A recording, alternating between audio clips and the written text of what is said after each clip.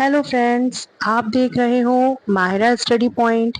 और हम पढ़ रहे हैं भारतीय संविधान की सीरीज, जिसमें हम चैप्टर 1 पढ़ चुके हैं, जो कि हमारा था संविधान सभा का गठन। और आज हम पढ़ने जा रहे हैं हमारा चैप्टर 2, प्रस्तावना।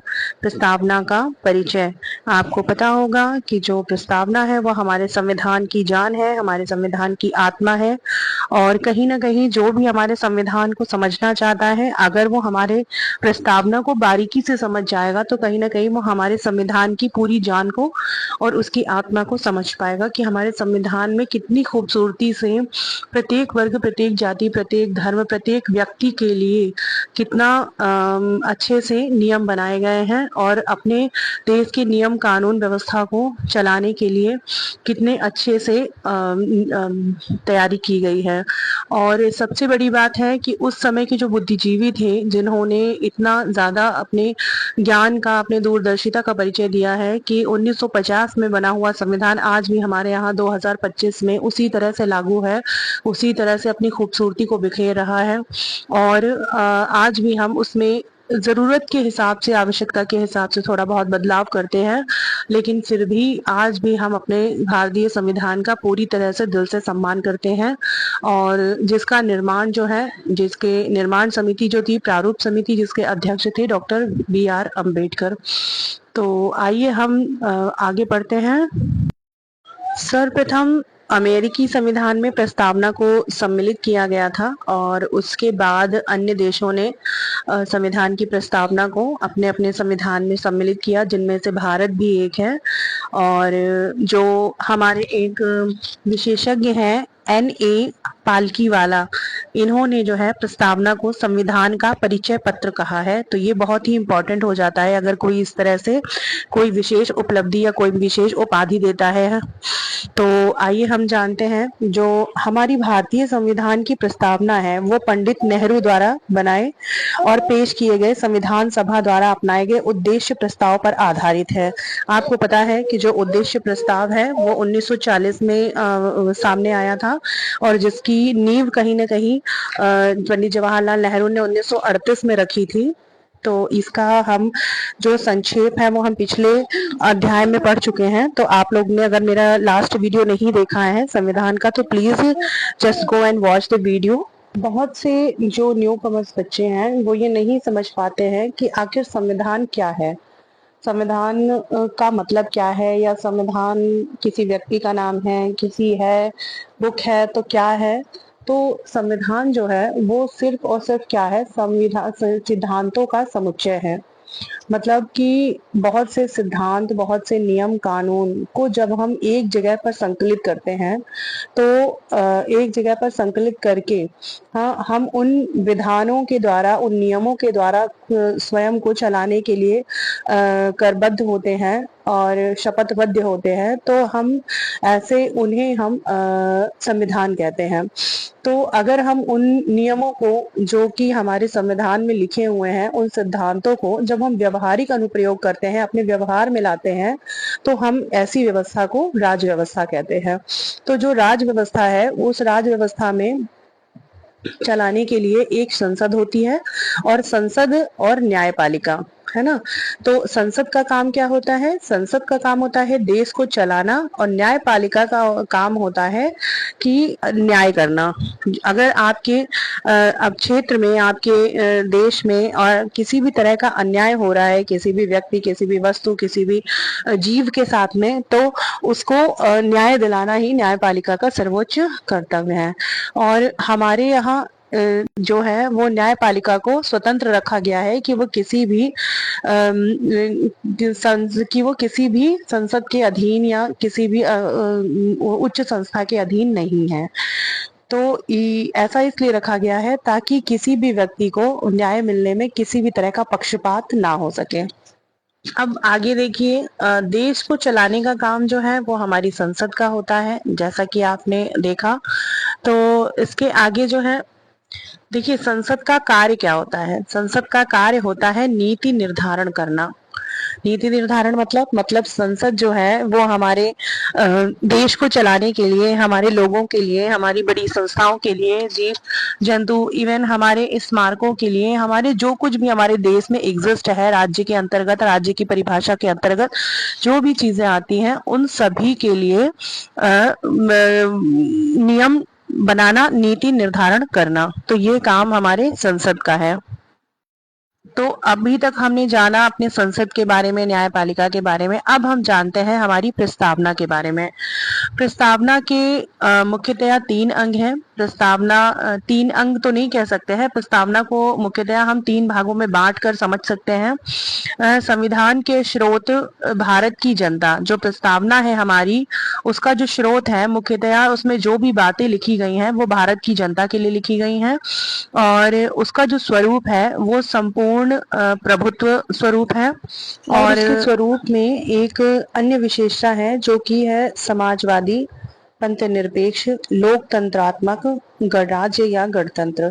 इन सभी शब्दों का अर्थ हमें अवश्य से अवश्य पता होना चाहिए कि इन सभी शब्दों का अर्थ क्या है, ताकि हम हमारे देश के संविधान को पूरी तरह से समझ पाए और ये भी जान पाए कि इस संविधान की आवश्यकता हमें क्यों है और प्रस्तावना का उद्देश्य क्या है, किस उद्देश्य से हमने प्रस्तावना को बनाया था। तो इसका मुख्यतः 3 उद्देश्य है। उद्देश्य ये है कि प्रति व्यक्ति को 3 तरह के न्याय मिल सके। एक है सामाजिक न्याय, आर्थिक न्याय और राजनैतिक न्याय, जिसे हम याद कर सकते हैं SAR, सार।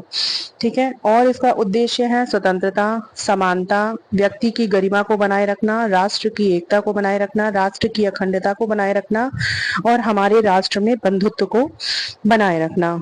तो ये थे हमारे प्रस्तावना के उद्देश्य, जो कि मैंने अभी आपको बहुत ही संक्षेप में बताए हैं। और इसको एक एक टॉपिक को मैं थोड़ा थोड़ा अपने लैंग्वेज में, मैं आपको बहुत ही इजी लैंग्वेज में समझाने की और बताने की कोशिश करती हूँ कि संपूर्ण प्रभुत्व संपन्न का कहीं ना कहीं मतलब ये होता है कि हमारा भारत देश जो है वो इस समय पूरी तरह से गणतंत्र है, मतलब अपने निर्णय खुद ले सकता है। किसी भी बाहरी देश से मित्रता करने से पहले, किसी भी बाहरी देश को मदद देने से पहले, मदद लेने से पहले हमें किसी की भी परमिशन की जरूरत नहीं है। हमारे पास पूरी तरह से हमारी स्वतंत्रता है। समाजवादी, समाजवादी शब्द का मतलब है कि समाज में सभी को लेकर के, एक साथ लेकर के समानता दिखाना। इसका मतलब यह है कि यदि किसी के पास 10 रुपए है, किसी के पास 2 रुपए है, किसी के पास 5 रुपए है, तो हम सबके पैसों को इकट्ठा करें और सब में बराबर, जैसे मान लीजिए 5 लोग हैं और पांचों के रुपयों को हम इकट्ठा करें। और समाजवाद का मतलब होता है कि अगर हमारे पास इकट्ठा करके 10 रुपए आया है तो उन 10 रुपयों को हम 2-2 करके सभी में समान भाव से बांट दें, अपने समाज में सभी को इक्वल रखें। तो ये कहीं ना कहीं समाजवादी का अर्थ ये होता है। पंथ निरपेक्ष, पंथ निरपेक्ष का मतलब होता है कि देश का या राज्य का किसी भी तरह का कोई धर्म नहीं होता और ना ही राज्य या देश किसी भी धर्म विशेष को प्रेफरेंस दे सकता है। पंथ निरपेक्ष का मतलब सीधा सीधा यही होता है कि हमारे देश में अंदर रहने वाले प्रत्येक धर्म को मानने वाला व्यक्ति अपने अपने धर्म को पूरी तरह से उसको मानने के लिए स्वतंत्र है और किसी भी तरह के उसके ऊपर दबाव नहीं होगा। वो अपने अपने धर्म के हिसाब से, अपने शिक्षा की प्रगाढ़ता के लिए, अपने शिक्षा की इनोवेशन के लिए, धार्मिक संस्थान खोलने के लिए पूरी तरह से स्वतंत्र है। धार्मिक स्थल खोलने के लिए पूरी तरह से स्वतंत्र है और उसके ऊपर किसी भी तरह का दबाव नहीं डाला जाएगा। यही धर्मनिरपेक्षता का मतलब होता है। लोकतंत्रात्मक, लोकतंत्र का मतलब होता है कि जहां पर सबका लोकतंत्र का मतलब ये होता है कि जहां पर जिस देश में जो हमारा राजा है वो वयस्क मताधिकार के द्वारा निर्वाचित किया जाता है, तो उसे हम लोकतंत्र कहते हैं। जहां पर सभी के, मतलब चाहे वो अमीर हो या गरीब हो, सभी के वोट का, सभी के मत का अपना एक महत्व होता है।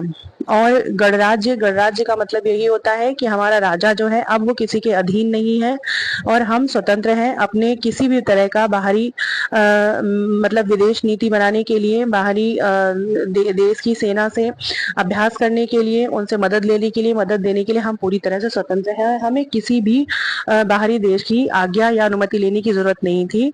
और इसका सीधा सीधा सा अर्थ यही है कि अभी तक में हम ब्रिटिशर्स के गुलाम थे, लेकिन अब हम पूरी तरह से स्वतंत्र है और इसीलिए हमने 26 जनवरी 1950 को अपना संविधान लागू करके स्वयं को गणतंत्र घोषित किया था कि अब हमें पूरी तरह से स्वतंत्रता मिल चुकी है और हम अपने नियमों, अपने कानूनों, अपने सिद्धांतों के अनुसार अपने देश का संचालन स्वयं कर सकते हैं। तो गणतंत्र में का मतलब मैं आपको बता चुकी हूँ कि वास्तविक वंशानुक्रम नहीं है। गणतंत्र का मतलब यही है। गणतंत्र का सही मायने में अर्थ होता है कि राजा का बेटा ही राजा नहीं होगा, जबकि बहुत सी देशों में अभी भी यही व्यवस्था लागू है कि राजा का बेटा ही राजा होता है। लेकिन हमारे भारत ने लोकतंत्र को स्वीकार करके लोकतांत्रिक देश के को लोकतांत्रिक नियमों को संचालित करके इस व्यवस्था को क्या कहते हैं हटा दिया है और अब हम जो है पूर्णतः गणतंत्र है और 26 जनवरी 1950 को हम हमारा गणतंत्र का दिवस मनाते हैं और इसीलिए गणतंत्र दिवस मनाते हैं क्योंकि हम जानते हैं कि हम पूरी तरह से गणतंत्र है और हमारा जो राजा होगा वो वंशानुक्रम के बिहाफ पर नहीं, वयस्क मताधिकार के दम पर चुन करके हमारे ऊपर शासन करेगा। पर पंथ निरपेक्ष को मैं अच्छे से समझा चुकी हूँ और भारतीय संविधान की आत्मा जो है वो प्रस्तावना है, ये भी मैं आपको